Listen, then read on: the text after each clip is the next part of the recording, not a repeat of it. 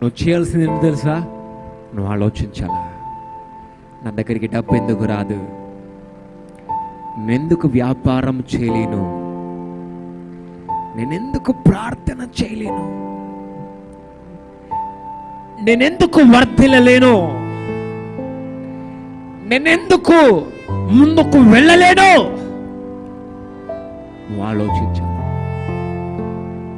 మనిషి ఏం చేస్తున్నాడో తెలుసండి, తన ఆశీర్వాదాలన్నిటినీ దాచిపెట్టేస్తున్నాడు, తన ప్లాన్స్ని దాచిపెడుతున్నాడు, తన ప్రోగ్రెస్ని దాచిపెడుతున్నాడు, తన మంచి ఐడియాస్ని దాచిపెడుతున్నాడు, తన విజన్స్ని దాచిపెడుతున్నాడు, తన టాలెంట్స్ని దాచిపెడుతున్నాడు, తన జీల్, ఒక పట్టుదలను, ఒక రోషముతో దాచిపెట్టేస్తున్నాడు.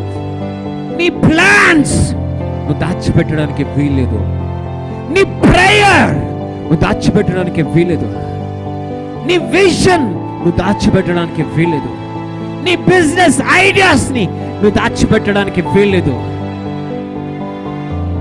నీ రోషము, నీ పట్టుదలను నువ్వు దాచిపెట్టడానికి వీలు.